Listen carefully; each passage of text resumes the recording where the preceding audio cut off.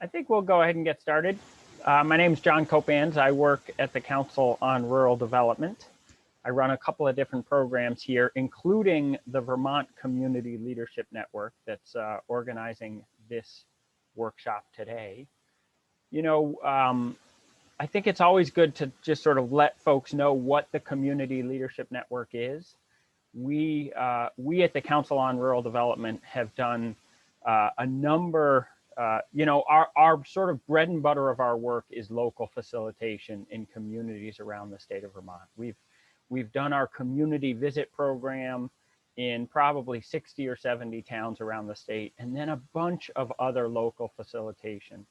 And one of the things we know from that work is that the ability of communities to sort of make progress is often tied really closely to their local leaders and those folks who step forward to get things done in communities.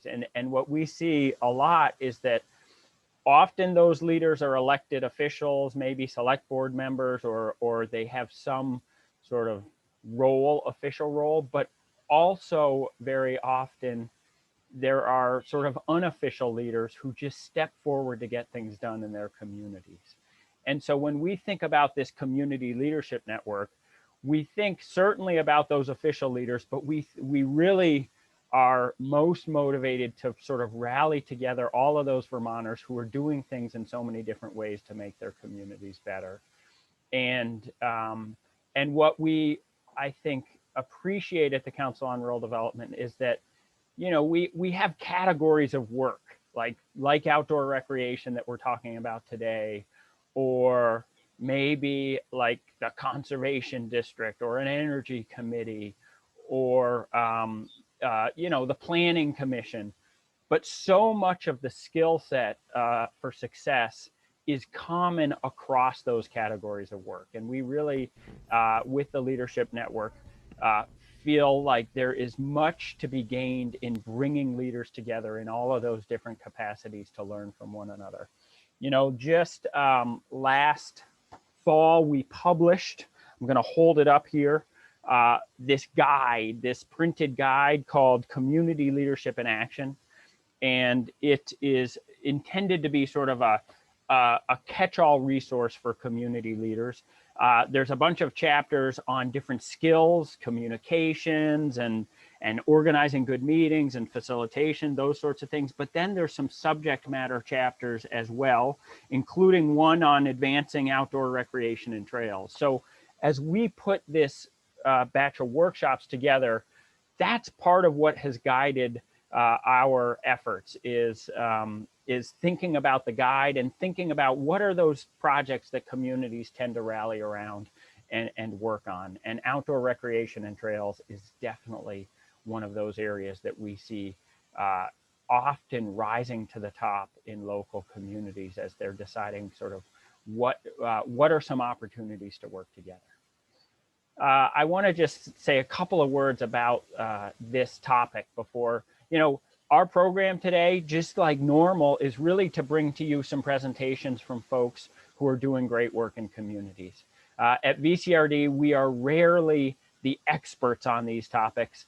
Our sort of model of work is to bring folks together who are doing great work in communities to share some of that work, because we think there's so much to learn from other Vermonters doing great things. As you know, one of the ways that we've titled this workshop is around healthy communities. As I think about what it takes to have a healthy community, those resources around recreation and the outdoors is such a fundamental piece of that. It's about creating venues for people to get outdoors and be healthy. And when we think about health these days, yes, we think about physical health, of being physically active, but so much what we're also thinking about is mental health too. You know, I think we, in the last year and a half since the pandemic, like the appreciation for the value of getting outdoors has really skyrocketed for so many of us. We understand that, like, that that daily dose of outdoor time is part of what I think for many of us keeps us sane. And and what we see is in community, so many folks working to build those resources. And it's really it's both the physical resources, but it's also the programming. You know, I think about in Montpelier, we've got a nice little bike path here in town. It actually just got expanded in the last year. You go out on that bike path, and what you see is all sort of Montpelierites, full cross section of folks out on that bike path. But what you really see is parents and kids on that bike path. Kids learning how to ride a bike, and their first experience riding a bike is in that safe space of a bike path where they don't have to worry about traffic. And so to me, that's an example of a resource that the community has rallied around that really makes a difference. If a kid's going to learn how to ride a bike and build that confidence, you know, to go from one point in town on that bike path to another, gives them that sense of satisfaction, keeps them healthy. And there's all that work that goes into creating those sorts of resources. And I think that's what we're going to hear about today from our different presenters. Our sort of schedule for today is that we've got 4 folks to present, and then and that should take about 45 minutes or so. And then we'll do some open forum sort of question and answers. Feel free, you know, you can feel free to put questions in the chat as people are presenting, but I think we'll sort of have more of an open forum after everybody presents. And then we'll sort of stick around for maybe a half hour afterwards for really just an open conversation on the topic without a real agenda to it, other than folks sharing what their experience is and asking questions. And I would say, you know, I know some folks have to drop off at 11. Don't feel bad about that. Stick around if you want, but if you've got something else on the schedule, that's okay too. So with that, I'm going to introduce our first presenter here. Well, let me just list off who we're going to hear from, and then we'll start. So we're going to hear from Peggy Shinn, who is the co-founder of the Gritty Girls mountain bike program and very active also with Pine Hill Park, which is a town park in Rutland that's got mountain bike trails. We're going to hear from Paul Chambers, who's the director of the Brighton Recreation Department. We're going to hear from Alice Stewart, who's with Rise Vermont and the Mount Ascutney Prevention Partnership. And then finally, we're going to hear from Carl Demrow from Northeast Slopes as well. So with that, Peggy, I'm going to turn it over to you to get us started. Can I screen share, John? You should be able to. Nick, by the way, on our team, Nick Kramer, who's really a partner in this effort, is managing that. So yeah, I think you should be all set. Okay, let me get. There you go. There. That's now you can look at pictures instead of my somewhat wan face. I came down with a stomach bug yesterday, so I'm not quite as sharp as I'd hoped to be. So I'm Peggy Shinn. I live in Rutland, Vermont, and I'm one of the co-founders with 3 other women of the Gritty Girls mountain bike program. The Gritty Girls is an offshoot of the very popular youth mountain bike program that was running in Pine Hill Park. I think we've run it for well over a decade. The years just kind of blend together, maybe 15 years now. It started with 10 little boys, and the summer of 2019 we ran it last year, but on a very limited capacity because of COVID.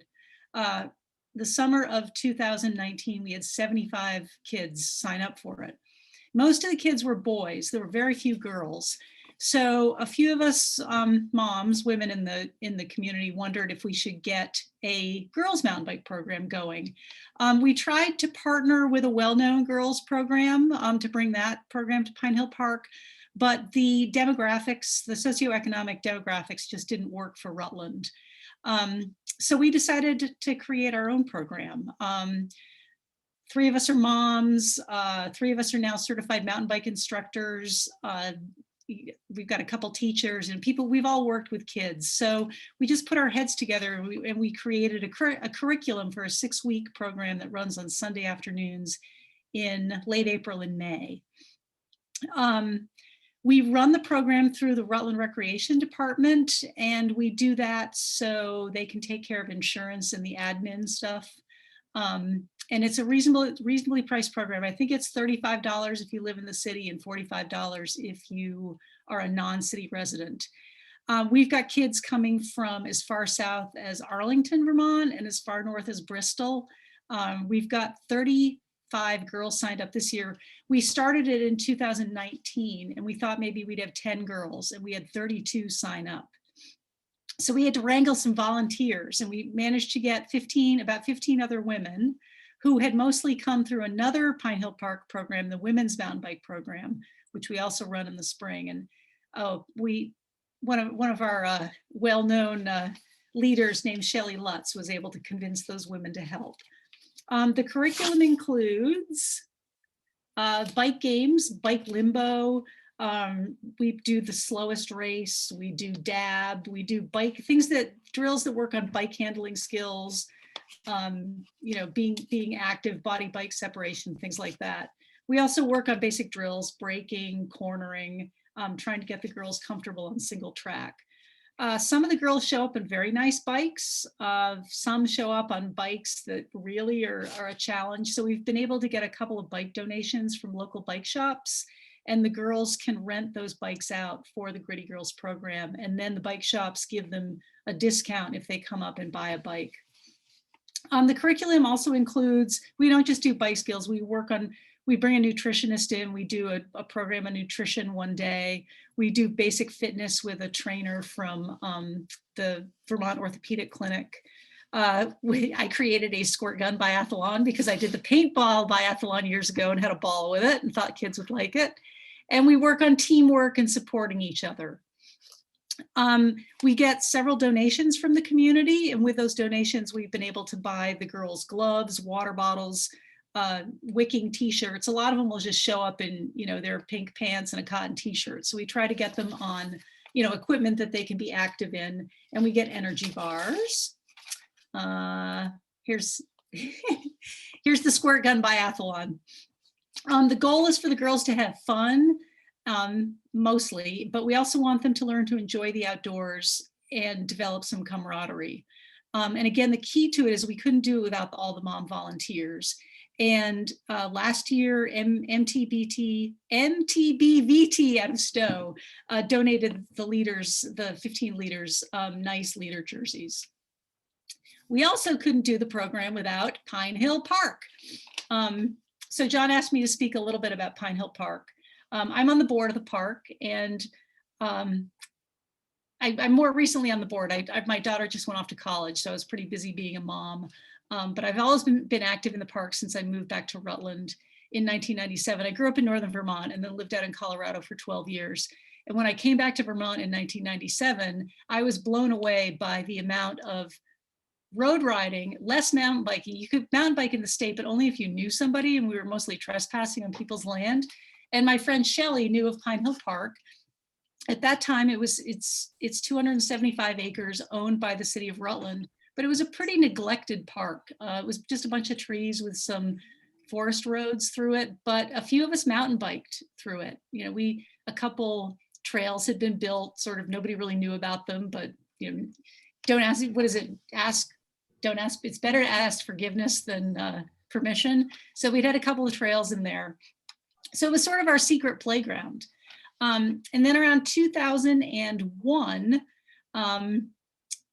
a local gentleman went into an executive board session with the city alderman to ask if he could build a paved driveway through Pine Hill Park to access his home on the northern side of the park.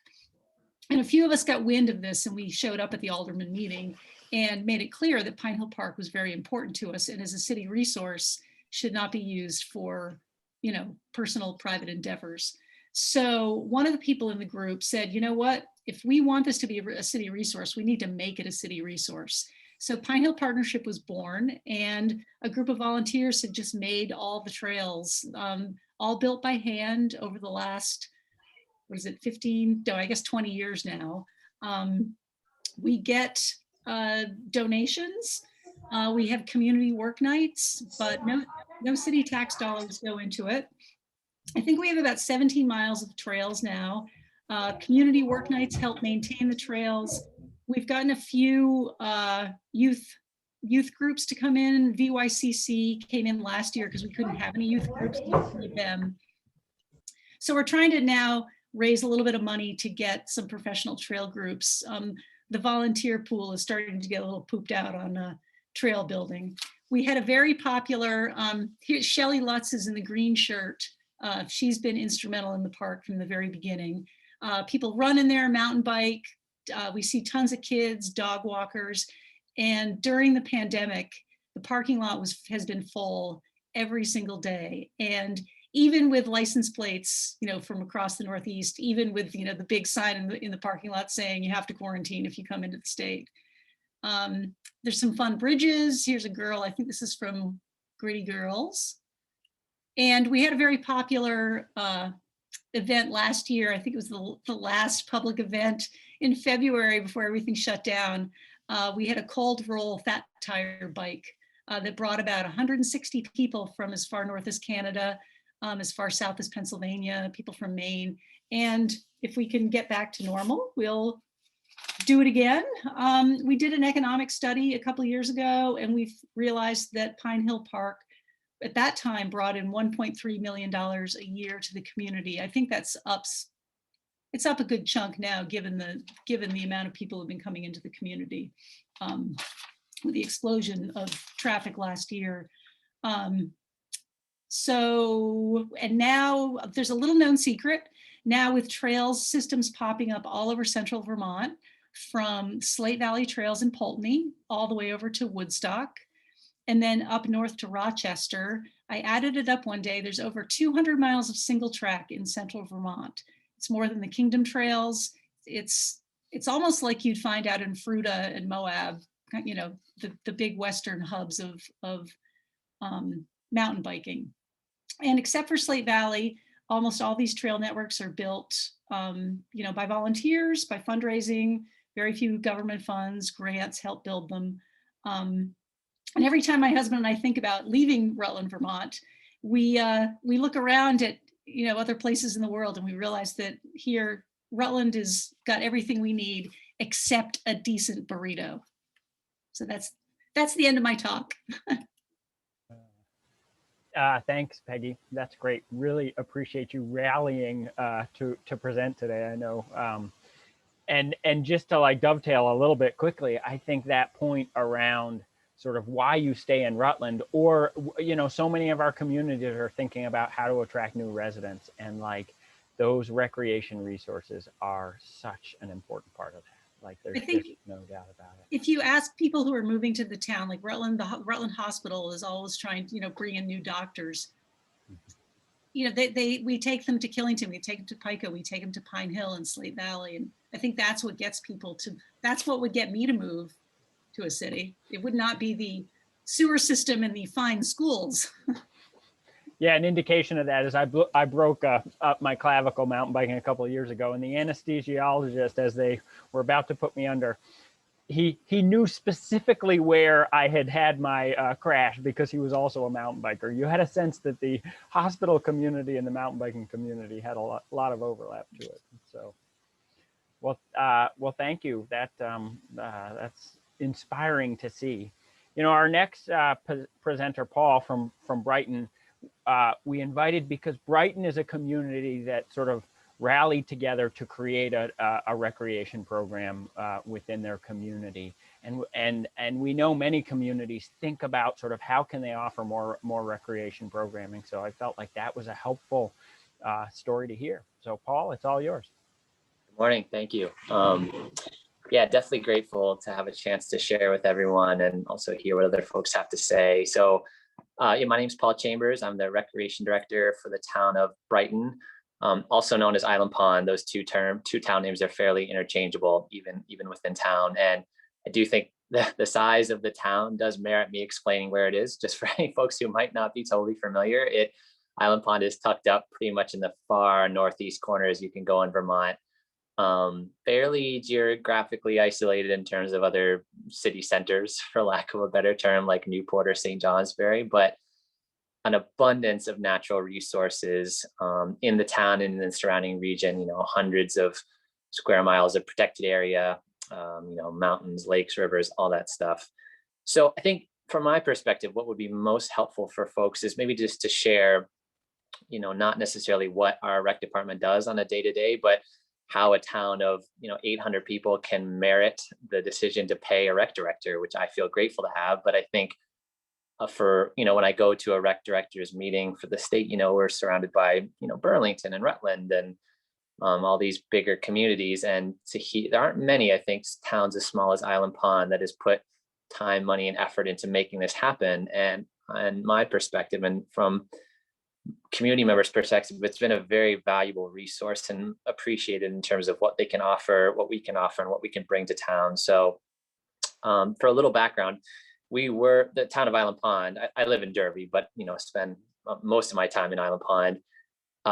Was lucky enough to actually host one of those community visiting sessions that John referenced earlier, where under the leadership, these sessions involved community members joining up to discuss the direction they wanted to take, the direction they wanted the town to go in, and with resources provided from the USDA. Focus groups were set up, open forums, discussions, Q&As, and Island Pond in general decided that the direction they wanted to take was basically modeling their town and the way their path forward around a outdoor recreational based economy, because there is Bluff Mountain, a quarter mile up the road from downtown. There's Island Pond Lake with a beautiful island in the middle. There's the Clyde River that runs right through town and connects, to Newport, and all these amazing resources. It made sense to prioritize economic growth through that avenue. And out of those visioning sessions, a rec committee was formed. That was one of the 3 areas that the town decided to focus on, was forming a rec subcommittee. And I think, like most committees that we are all a part of, it was just made up of volunteers. There was 4 or 5 individuals, all parents of kids in Island Pond, that came together, decide we're going to start offering small little rec events here and there. And they took over running the Pondathon, which is a great 5.5-mile road race around Island Pond Lake. They developed Maplefest, which is it kind of speaks for itself, a celebration of all things maple that included a 5K run, a little winter hike that day, and all these sorts of outdoor games and events. And as just a volunteer organization, they were able to pull off quite an impressive amount of just events throughout the year over 2016.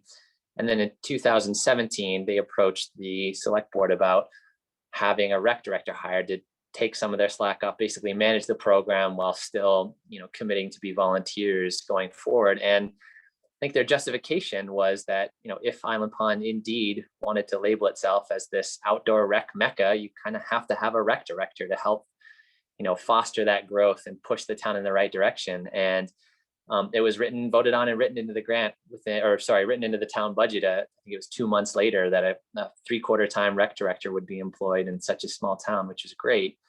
Our scope has increased a fair bit, in terms of having me on board to kind of manage the group of volunteers and deliver programming myself. So we basically offer seasonal events like most rec departments do, fishing tournaments, races, Maplefest, that kind of stuff, along with our mix of recurring programs like basketball clinics for kids, art classes, book clubs, run, walk, bike nights, those good things. And it has absolutely been a volunteer driven effort throughout the town. And I think the easiest way for me to wrap my head around how much time these volunteers commit is that if it benefits them personally and their families, selfishly sounding, that is what keeps people motivated to stay involved, whether it's building bike trails, it's because people want to ride on them.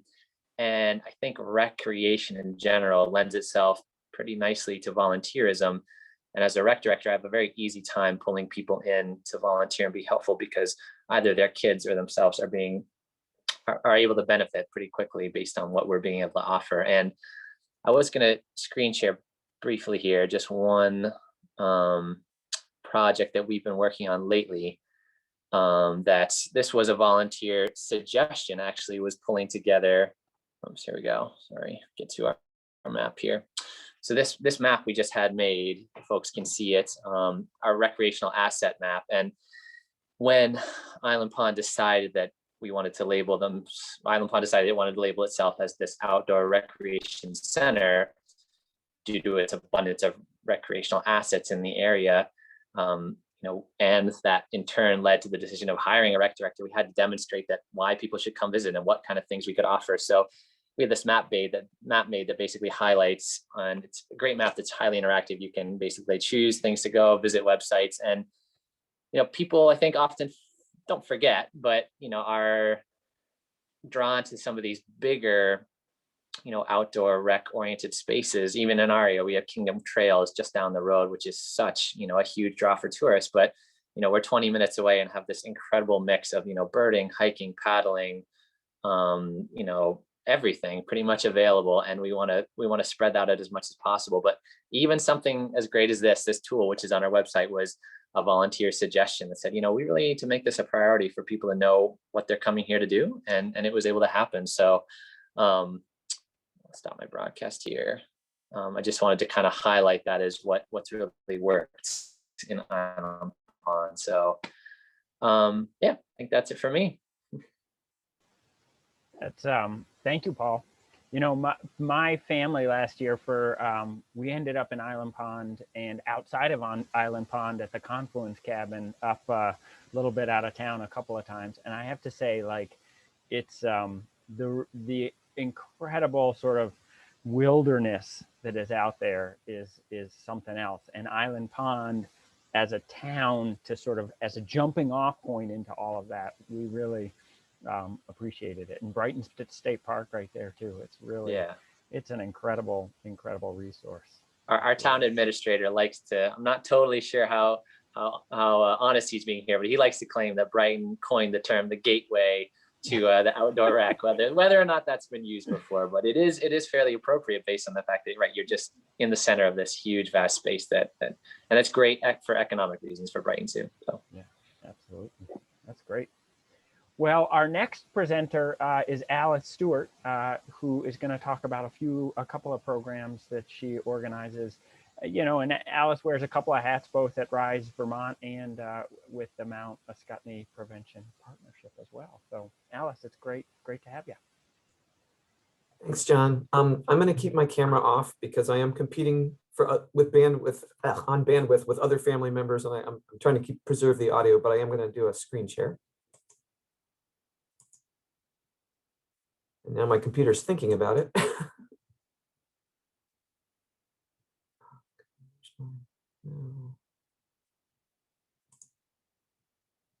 Can you see that yet? Okay. All right. So I'm the Rise Vermont program manager based out of Mount Ascutney Hospital in Windsor. And for those of you who aren't familiar with Rise Vermont, it is a statewide program run by our accountable care organization, One Care Vermont, in collaboration with several of the hospitals in the state. And it's a primary, what's called a primary prevention program. It's really focused on preventing obesity. And so the Rise Vermont program managers work on various initiatives that are drivers of obesity. And one of those is physical activity. So I was asked to talk about two of the initiatives we've done. I work in, my 4 core towns for my work are Windsor, Wethersfield, Heartland, and West Windsor. And the population of those 4 towns together is a little over 10,000 people. So these are pretty small towns. The first thing I'm going to talk about is our Windsor Walks program. And this photograph here, I just wanted to share because this is some families using one of there was a group that organized these walking play groups last year. So it was a COVID safe way for families with young kids to get out and be together. They'd go out and do a walk, and then they'd come back and go to the library, and then out in front of the library, they'd have story time. And so it was a way to get exercise and do some stuff together. So just a quick overview of the project. It's a series of walking loops ranging from a 1/4 mile to 4 miles. We've made sure that some of the loops are negotiable by wheelchairs and strollers. Nothing is ADA compliant by any stretch of the imagination, but we just wanted to make sure that as many people as possible could access these loops. And some of them are downtown on nice sidewalks, and some of them are kind of go around on some kind of, not so smooth roads. There's definitely a variety of surfaces. And some things are not passable in certain times of year when it's a little bit too muddy. And this is a partnership with the town of Windsor and also the Vermont Department of Health.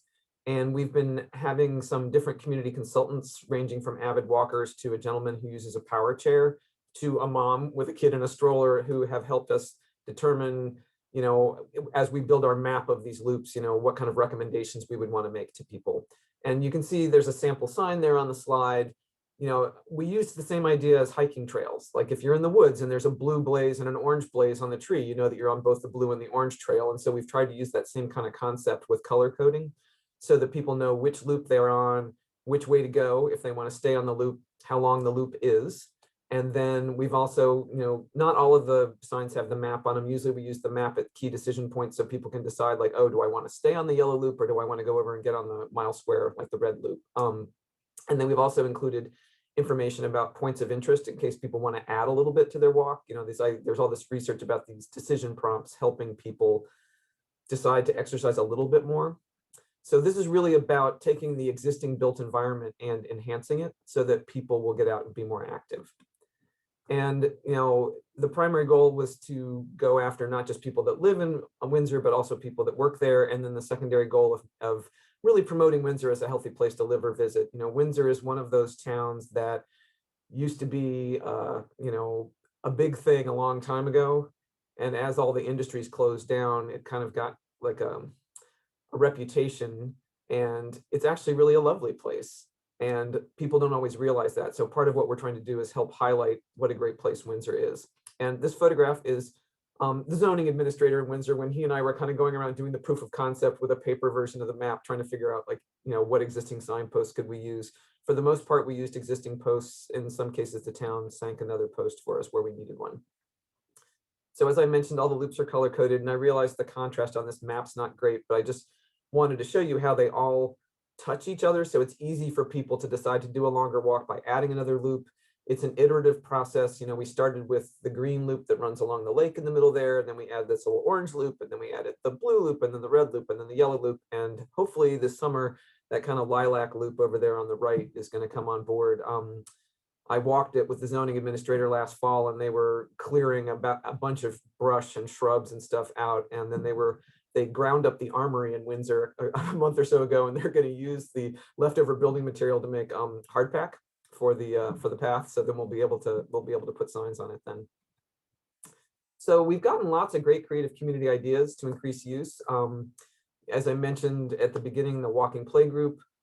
This one that I thought was really cool is a group in Windsor got together and they sponsored a holiday decorating contest last December, where they marked on maps where the decorated houses were on the Windsor Walks loops to encourage people to go around and walk at night to look at other people's decorated houses.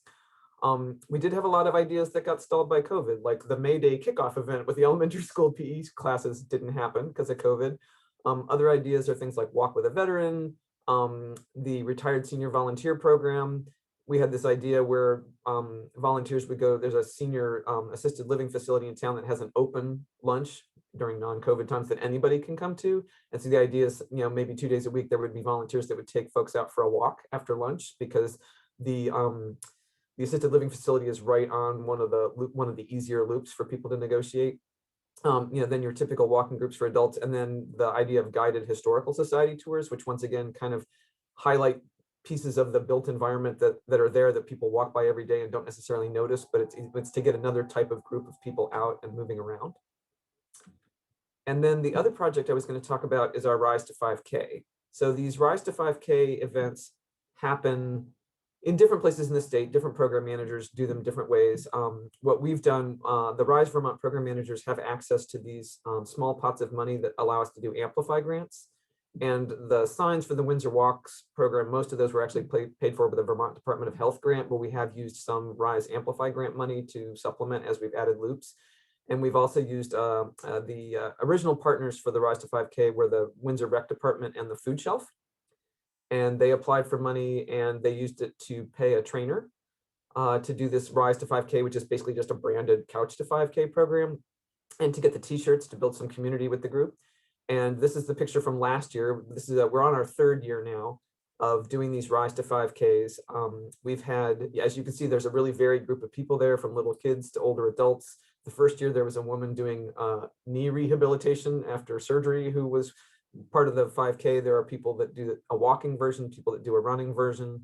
The first year it was keyed to a 5K that was traditionally run in Windsor at the beginning of June, the Murphy Morse. That obviously didn't happen last year. So last year, some people got together and ran a socially distanced 5K. Some people did it separately.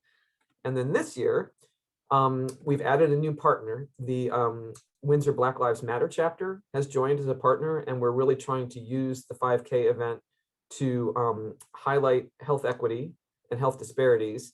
And we're doing that. This is sort of a temporary change to the built environment.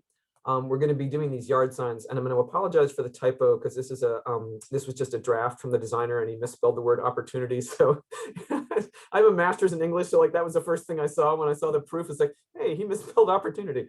Anyway, so just ignore the typo. But the idea is each of the signs that marking this 5K route would have different messages on it. Some of them just explaining about health disparities and giving people places they can go find more information, and then other signs having ideas that things people could do to address health equity, like grow a row for the food shelf, become a mentor, support Black-owned businesses, things like that. So I don't want to go too far down into the wonkiness of it, but there's a concept called an accountable community for health, which is that everybody within a community, whether that be a town, a school, a faith-based group, a club, whatever, is accountable for the health and wellness of everybody else in that community. And so this is kind of our way of introducing that concept of that, everybody sort of thinking about the wellness of the larger community and what they can do to contribute to it.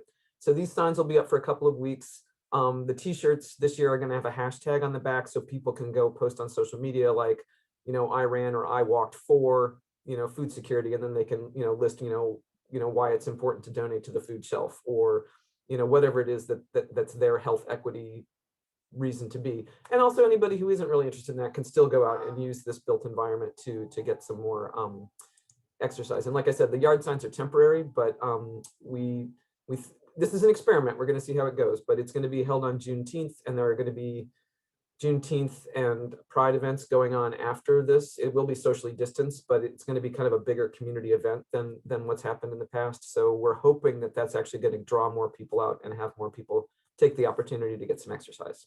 So that's all I got. Thanks. And now I have to stop sharing. Thank you, Alice. That's those both are impressive programs.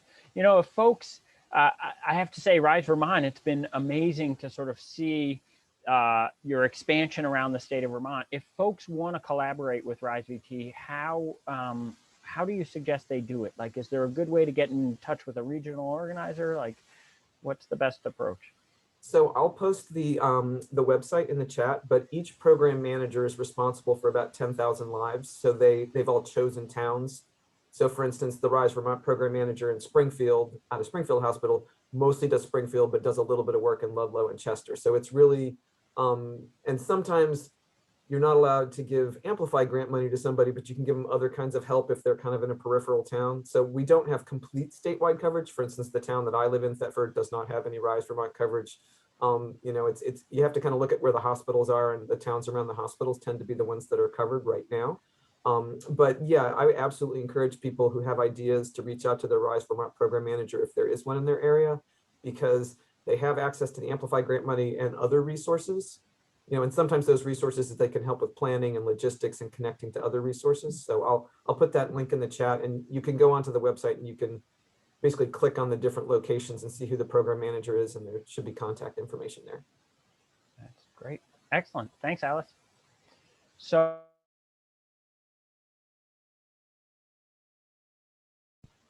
John, you just muted. Sorry.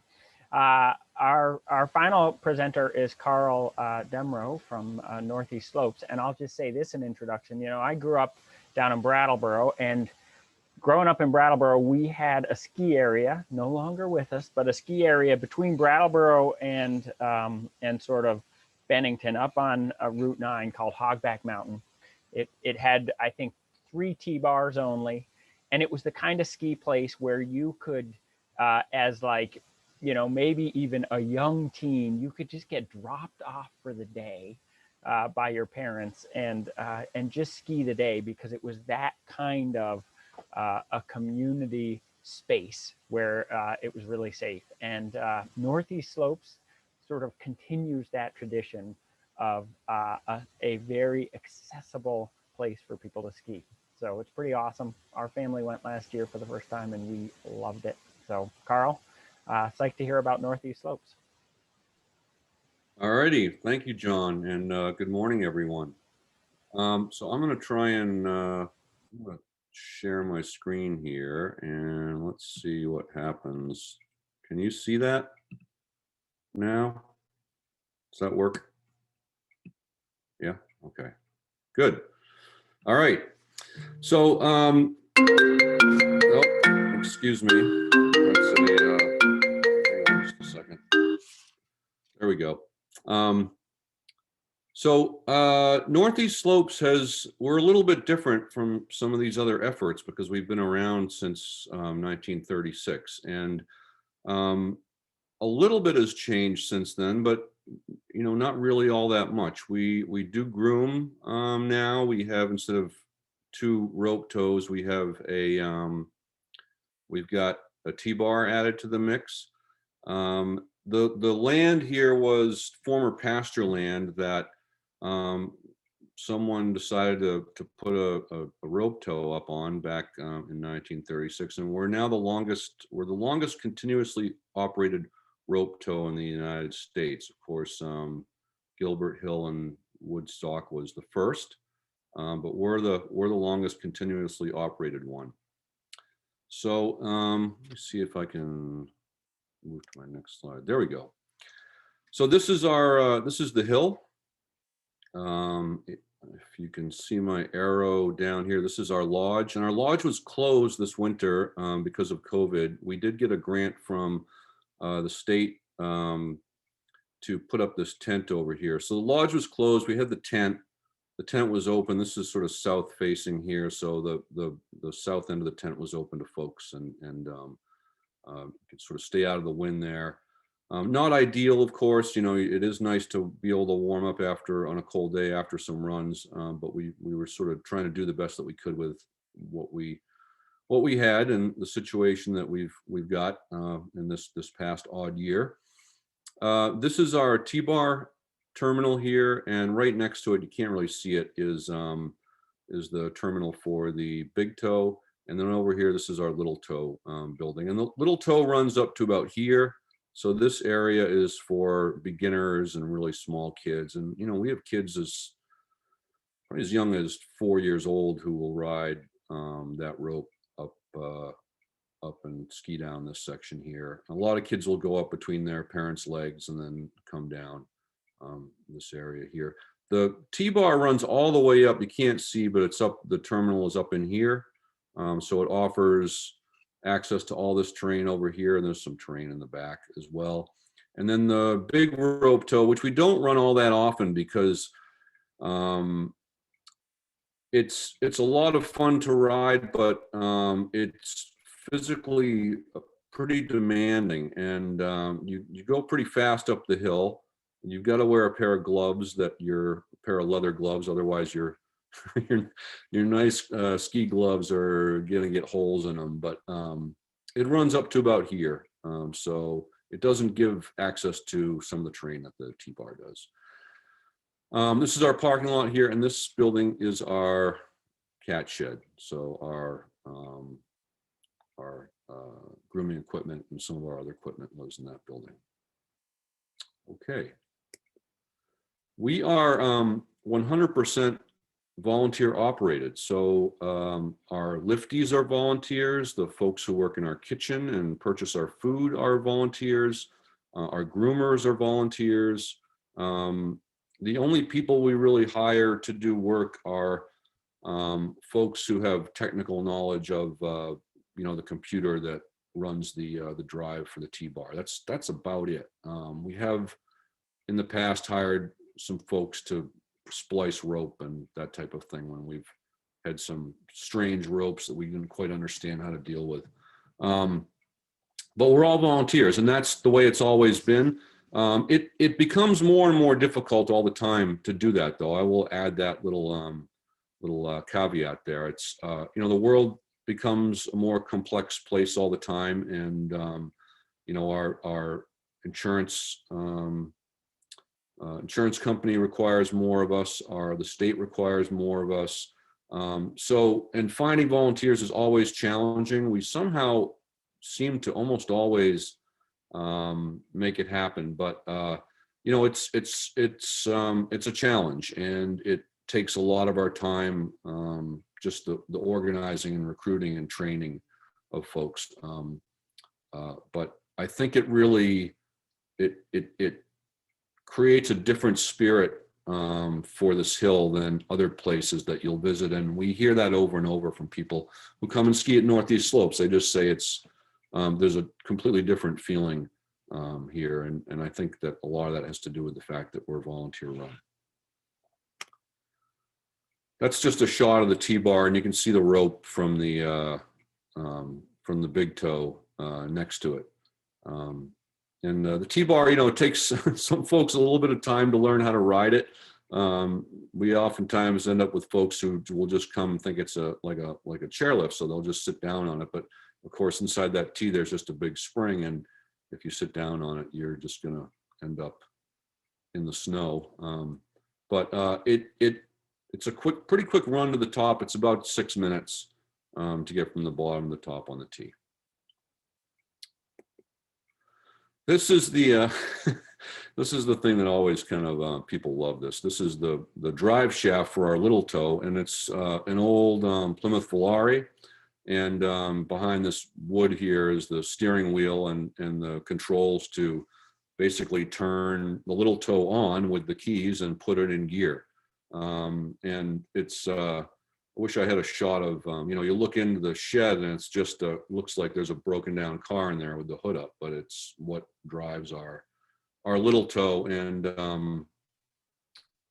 it seems to be something that continues to amaze people. And what I like about this is the simplicity of it. We have, like with any ski lift, you've got to have safety circuits, and this has several, but all the safety circuits do is kill the engine of the car.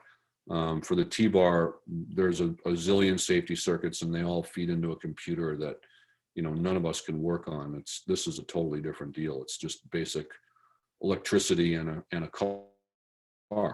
And that's what runs this particular lift. The big rope toe is run by a truck engine. We do have special events each year. What we've done the past few years is we've had a music fest in October where we turn this area down here next to the lodge. There's sort of a deck there. We turn that into a stage. We get vendors to come in and supply food. This is a great fundraiser for us, and it does help to support our operations. About half of our expenses are in insurance, and then we have expenses. Our next biggest one is electricity, and then it's just a lot of equipment, repair and maintenance type funds, and then diesel. But we need, because we charge $15 for a lift ticket. That's right, $15 all day. We need to find, and we're a nonprofit, we need to find other ways to supplement our revenue. And so this fundraiser is a great way for us to do that. We also, towards the end of the ski season, we have a box race. So we have people can assemble a box, and we have a lot of kids who come do that. And the box can be made of, it's a cardboard box, and you can have glue and tape, and you can wax it. And we usually have a theme, and people will have all kinds of crazy designs, but it's a lot of fun. And then we generally try to also have sort of a little festival where we find some musicians who are willing to bring their instruments out in the cold and play a little bit of music for us too. So that's a lot of fun. And one of the things that keeps me coming back to Northeast Slopes and volunteering there, and I've been a volunteer there for about 10 years, is the fact that it makes skiing affordable for a lot of kids who otherwise would not be able to do this. And we do a lot of work around getting donated equipment. We have a ski swap in December where we sell a lot of donated equipment for very, very, very cheap. And we make a little bit of money off of it, but the goal is to really get equipment into kids' hands so that they can come and ski with us. And the other thing, and I think someone said this earlier, I can't remember who it was, but we're sort of we're really a community resource that's available to anyone, and we have folks of all different walks of life and types. And Corinth is not a big town; we're about 1,500 people, but there's a lot of, and the towns around us are Bradford, Topsom, Orange, Washington, and Berkshire. But we have a lot of folks who come from those towns and the towns around us to ski. And it's just a fantastic community resource that, we don't have to get involved in the divisive issues of the day. You were just here to ski and have a good time and enjoy the outdoors. And so that's, I think, I love that about Northeast Slopes, and also the fact that it does make skiing and being outside in the winter affordable for kids, whereas otherwise they might end up, being at home in front of a screen all day. And we do serve food. Our famous Nor'easter burger is available in our lodge when our lodge is open.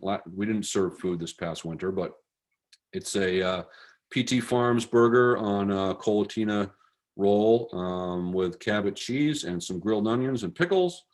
We have people who will come to the lodge just to eat lunch. They're not even coming to ski, but they'll come just to eat. And we do have grooming too, and our groomers are also volunteers, and we consistently get told that we have by people who have been out skiing at bigger ski areas, that we have some of the best snow around, because our snow is all natural. So it tends to ice up less, tends to be a little bit nicer. That's my take on it. Of course, I'm a bit prejudiced, but that's it. So I think that's all I've got. All right. Thanks, Carl. You hit on a point right at the end that Nick makes, and we all think about quite a bit, which is that we live in sort of a divided time where people tend to be migrating to camps, to their sort of individual sort of camps, and not be socializing across some of those categories. And one of the places we see that commingling is around things like Northeast Slopes or other recreational opportunities and events and communities. That is still a place where we all come together, and what an important sort of resource that is for us as we think about how do we sort of remember and remind ourselves that we live in communities, and that we all sort of need to and can get along with one another. Those things like Northeast Slopes help to do that, and all the programs I think we're hearing about today. So,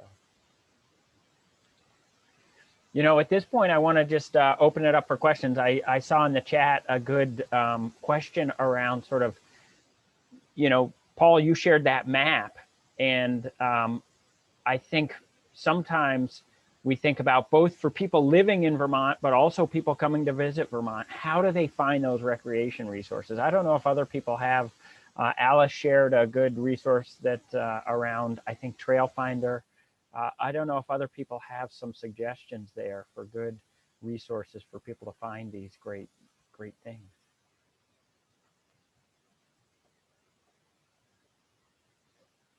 Another aspect that I think about, and I know we think about as a family in Montpelier, is how do you provide, like, one of the things for programming, recreational programming, is that there's a sign-up period.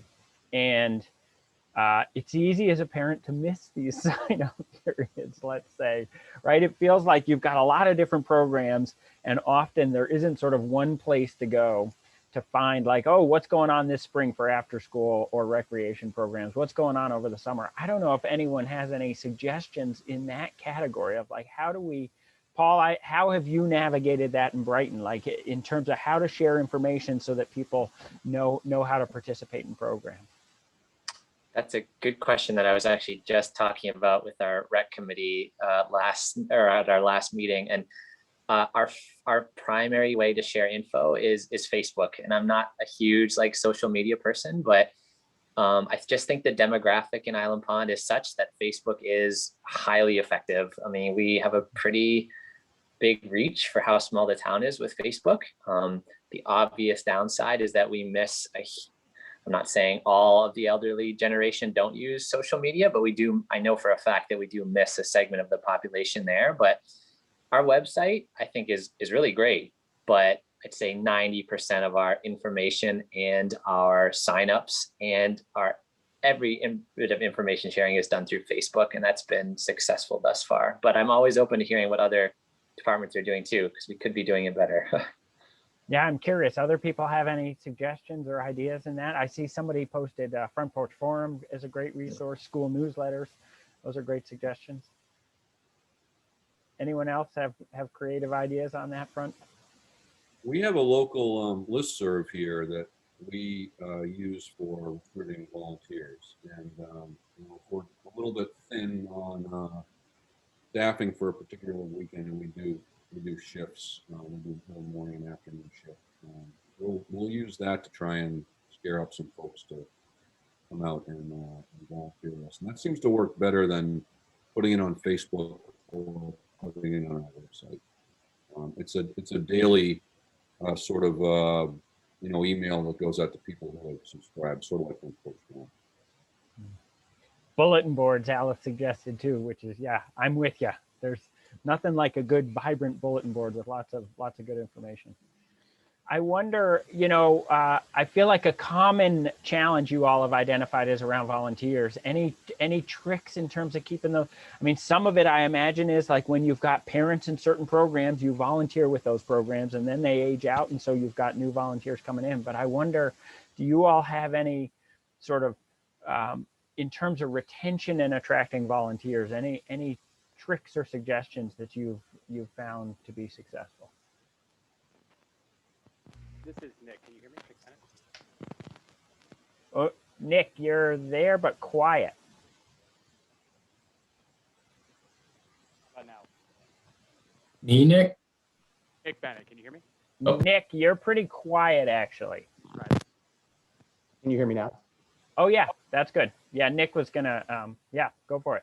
I would just say one of the things, I think there's two big things that we found. One is our ability to sort of match volunteer projects as we apply for grants and really allow them to sort of leverage their efforts. So we'll work with trail builders or other folks that have gotten grant money to fund a project and then bring volunteers in to work with that. So the idea, like, those are specific projects and less operating, but they get to see, their sort of effort matched with dollars and professionals coming in. So, at the end of the day, instead of a mile of trail sort of raked or improved, it's 3 miles. And so that's, I think, one thing that sort of augments the reward. And then on the other side, we've set up this program that runs year long called Reward Volunteers. And it's a program that Cabot helped us launch, where essentially, initially it was volunteers log their hours during the course of the year.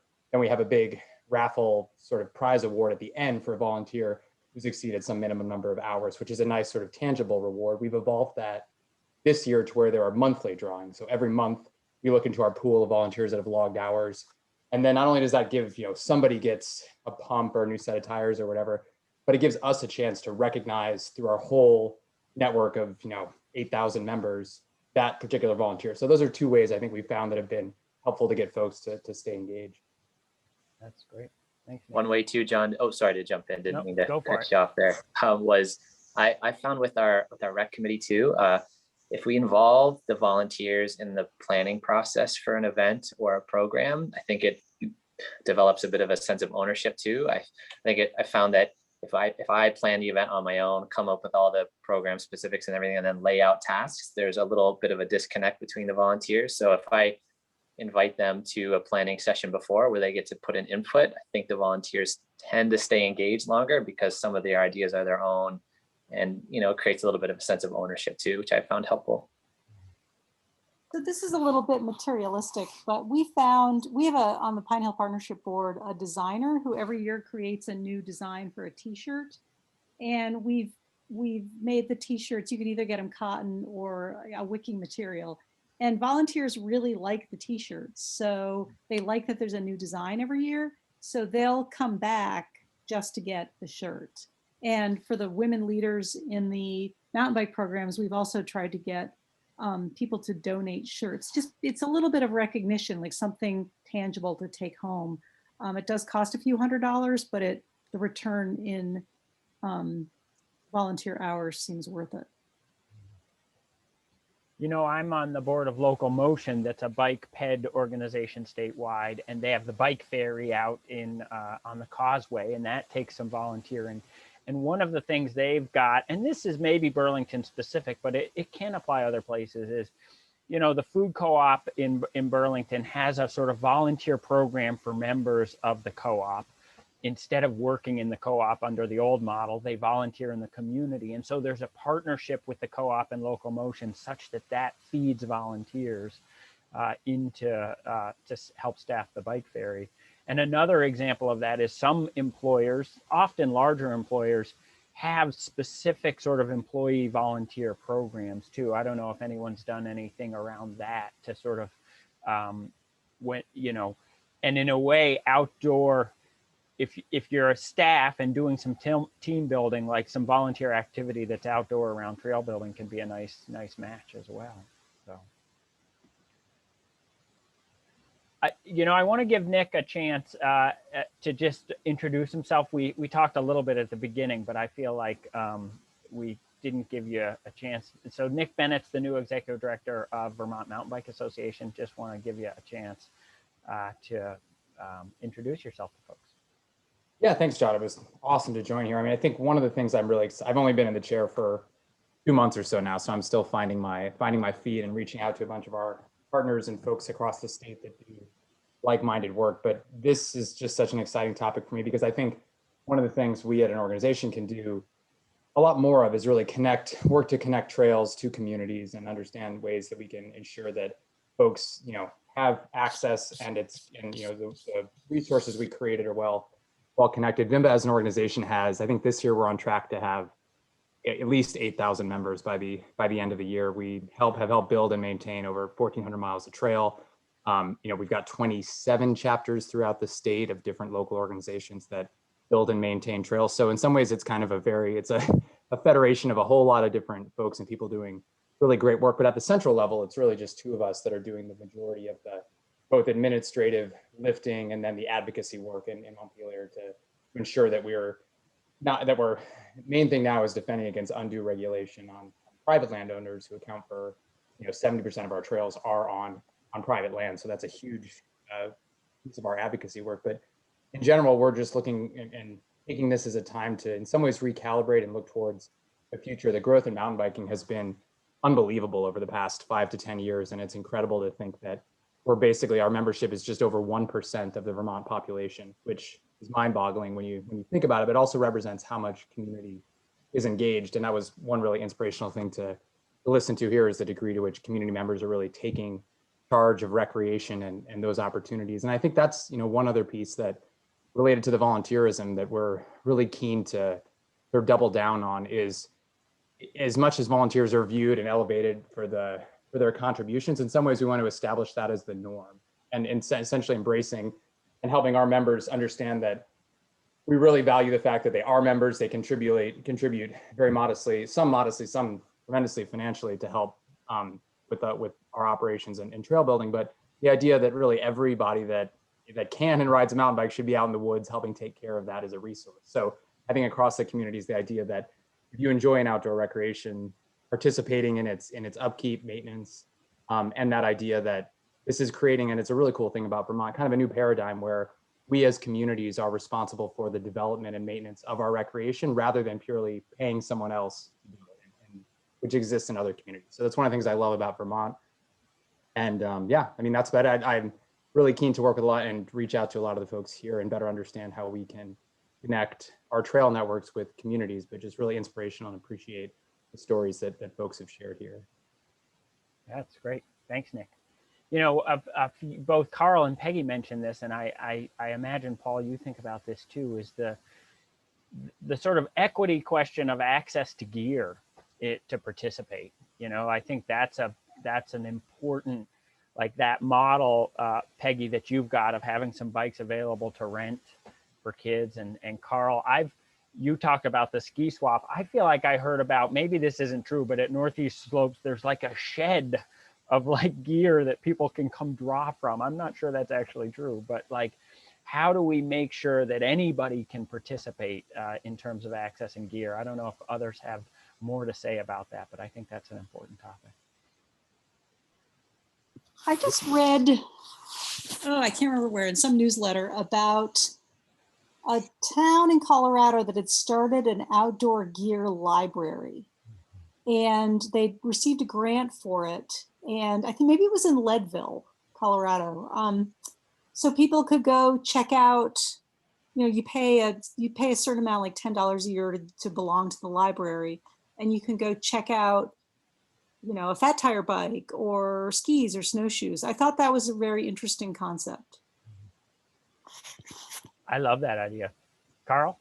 The one thing I didn't mention is that we also have a school program with the local school, and we partner with Slopestyle in Montpelier to provide those kids with rentals for the entire season. So, and those rentals are stored at Northeast Slopes so that they can access that gear on the weekend or during school vacation when they're not at school. But we do have a stash of gear.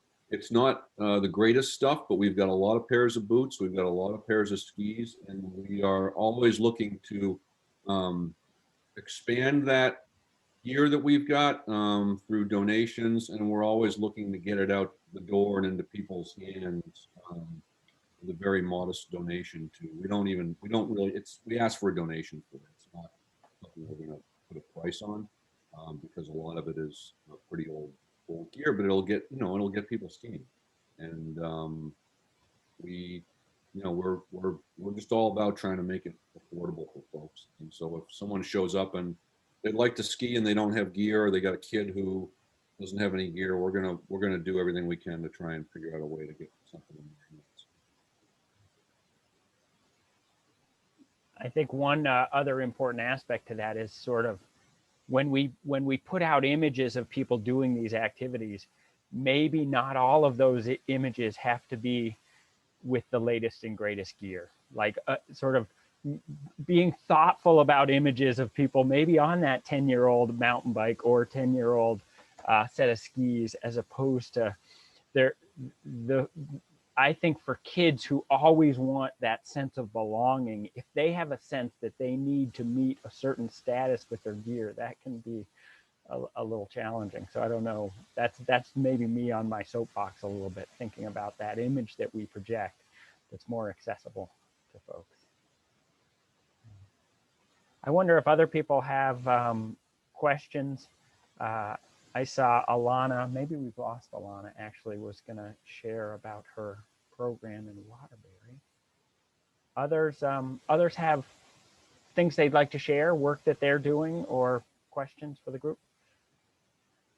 Yeah, liability. I will mention Local Motion has, this is a little bit different, but it's an e-bike lending library. So they have figured out, and they do that on a sort of in a rotating way with different towns and often in collaboration with libraries. So Local Motion has done some of that figuring around how to lend out some gear and to cover the liability of that in collaboration with towns.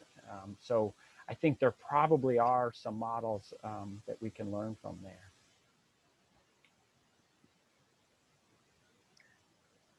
This Meredith. is Meredith. Hi. So let me actually have a video. So we started a bike library last year. It was grant funded. And due to COVID, the fact that you couldn't buy any bikes, our bike library was well used. We received 5 balance bikes. I had a personal stash of 12-inch bikes. And then we had 24-inch bikes and 27.5. So a total of about 14, 15 bicycles. And every weekend, people were borrowing them. And how we have it set up is that, Bristol is also like 5 towns. So it's Lincoln, New Haven, Starksboro, and Moncton. And so anybody in the 5 towns could borrow the bikes for free, no cost. The only thing is that we would need them to sign up on our MyRec platform. And everything was great. We have a connection with the local bike shop, the Cool Motion Outdoor Sports, and they did the maintenance on the bikes. But also, because it's free, we really promoted that they wash the bikes, take care of the bikes, and let us know exactly like if there's something wrong with it, we could take care of it for the next person. So it's a really great program. And considering that you still can't get a bike until 2022, our bike library is going to be hopping, and it'll be open to the public June 1st. Because right now I just got to get them all fixed and ready to go. But it's been a real push to bring mountain biking into this community, and it's pretty exciting. Wow, that's a great example. That's so cool. We're talking about it, and here you're doing it. That's really awesome. Just last weekend, Onion River Outdoors had their bike swap, and I have to say that's another way to make things affordable. Just like Carl, you mentioned the ski swap, like the ability of a parent to go in and find a bike for their kids in that sort of maybe $100 to $200 range was, I think, especially given the shortage of supply, it's really nice to have those venues. Others, I see a question from Lydia about speaking to convincing select boards and municipalities to value our rec coordinator, or to make that hiring decision. It's a tough conversation often in municipalities about adding staff. I wonder, Paul, you guys traveled that path, but I wonder if others also have anything to contribute in terms of thinking about that. When we Peggy? did our economic study, and we presented it at our annual board meeting, and we invited the city aldermen to come, and a couple of them did, and to show them what the amount of money that was coming into the town because of Pine Hill Park, that really opened up some eyes.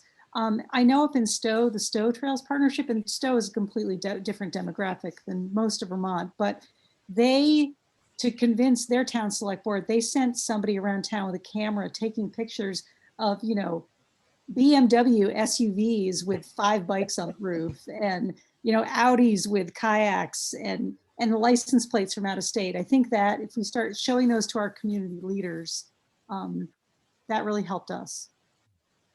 I would kind of piggyback off what Peggy shared, and just, if you are able to get your restaurant owners and your, corner stores and your little mom and pop shops to come be a part of that conversation, because just like Peggy's saying, they're absolutely going to benefit from a growth of even just a small recreation department. That if that pressure is coming from community members and businesses, I think it's a pretty tough thing to argue against if you're talking economic growth for a small town or a large town. But Nicole? And I would love to chime in on this, because not only am I the program director for our recreation department, but I also sit on our town select board. So getting the other board's members, and Swanton is a very unique situation because we have 2 municipalities within one community. But it has been my task this year, since joining our rec department, to share with my fellow board members and our other municipality the benefits of outdoor recreation. And one of the things that I've seen today that I think is an incredibly valuable resource is creating an asset list of just all of the recreational assets that a community has to offer, and sharing it with those people. I know in our community, some of our board members were very unknowledgeable still of all the many different facets of outdoor recreation. And it's a great question about a touristic phobic community, because I think for many years that has also applied to our community. And we're on kind of a real tilting point with the Lamoille Valley Rail Trail coming into our community. While it may not be mountain biking, it is trail biking. We're looking for different ways to highlight that, to bring outdoor recreational enthusiasts, to Swanton, as that is just one of the many different resources we have. We have kayaking and paddling along the Missisquoi River. And we've been very grateful to have the Northern Forest Canoe Trail folks working with us there.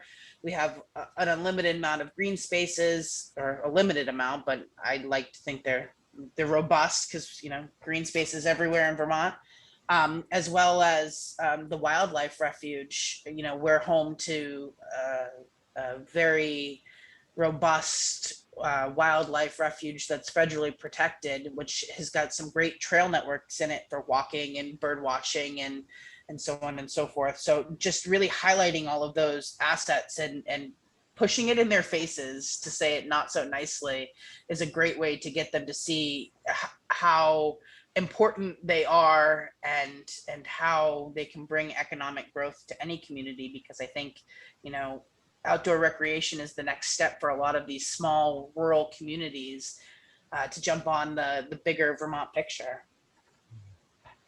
Yeah, that's great. Thanks, Nicole. Lydia, I think you raise a valid question in chat. Nicole addressed it a little bit, but like some communities don't aspire, or community members, let's say, don't aspire to have a lot of visitors. They're pretty happy being off the beaten path and kind of staying the way they are. And so I guess maybe it's a different conversation in those communities. It's more about how do you make a place more engaging with more programming for the folks who live there, as opposed to attracting others. I don't know if others have thoughts about that dynamic. Paul, maybe you do. Yeah, I was just thinking too about doing some planning ahead of time in terms of like infrastructure and parking and that kind of stuff, because it sometimes seems like, you know, we'll figure out parking and bathrooms when we get there. But I think at the end of the day, a small community like Brighton, like parking spaces and bathrooms are going to be a huge issue for a lot of residents, like not wanting to see like downtown streets full every day. So trying to either have like a forum discussion, Q&A, or do some actual infrastructure planning with, you know, engineering firms to mitigate those as much as possible. I think you can strike a balance, because small towns like Island Pond, I don't think are ever going to become, you know, Stowe, and that's not what we want. But you do have to be prepared for that. I think, like Nicole said, it's kind of inevitable growth. I mean, this is the direction Vermont is trending, and, you know, doing your best to get ahead of those issues is the best way we've tried to solve it.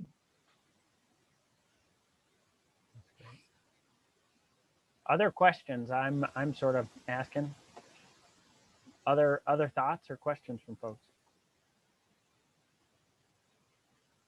Hey, Laura. Hey, John. So following up on the last comment, in the Mad River Valley, we have 3 towns in our rec district. I'm the first staff person, started 7 months ago. And we have seen a steady increase. And so, especially with COVID, and our town, because we, you know, our towns, because we have Lawson's and the ski mountains, whatever, we want visitors, we're used to that. But we've had you know, the overusage has been really difficult in terms of trash and dog poop not picked up. So we teamed together, the Trails Collaborative, the Rec District, the Chamber, to kick off a stewardship program that we're doing this summer. And we're getting we're bringing the towns along, because we really do think that eventually they need to take this over. But we needed to show them that if we put a shed with nicer portalettes, recycling trash together, had, you know, a lot of frequent pickups. We do a PR campaign around dog poop and leashing your dog, that we might get the towns to take it over next year, because it kind of is a municipal issue. But since we have, you know, 20 plus trails organizations, conservation commissions, et cetera, in our area, we're trying it this way. So I guess get back to you in a year about if that works, but. Yeah, it's that boundary between sort of what's within the municipal purview and what's within sort of the volunteer organizations is an interesting one. A lot of sort of negotiating those boundaries of sort of who does what, it seems like, in this category of outdoor rec. Other questions here as we maybe bring things to a close? I wonder if anyone else.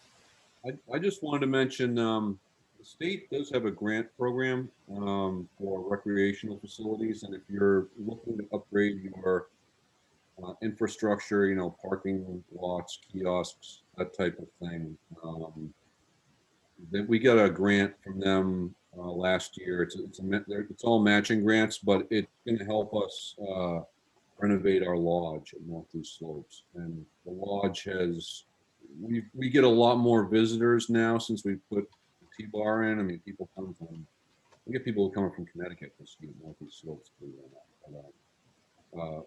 That was a great help to us. We just got, we got $8,000 that we matched with another 8,000 that we had, and we're going to upgrade our kitchen electrical and our roof and a few other things that will just help us to make things more comfortable for people. But I'm going to put the link to it in the chat. It's the Building Communities Grants program through BGS, and they have one that's in particular for recreational facilities. Yeah, that's a great tip, Carl. I serve on the board of the Wrightsville Beach Recreation District, and we have used that grant to build some shelters and do other infrastructure improvements out at the beach district. So that's a great resource. Thank you. Other closing thoughts as we wrap up here. I really want to appreciate our presenters today, Peggy and Carl and Paul and Alice. Really appreciate you doing this. It was great to have Nick join us as well from VIMBA, and really appreciate all of you for participating. This is, I think we've described all of the ways outdoor rec and programming sort of touch our lives here in Vermont, whether that's from an economic development standpoint, from a health standpoint, both physical and mental, but also from this standpoint of really sort of building community unity and finding those places and ways to gather together as communities. It's really important work. And so huge appreciation for what you all are doing. And thanks so much for joining us today.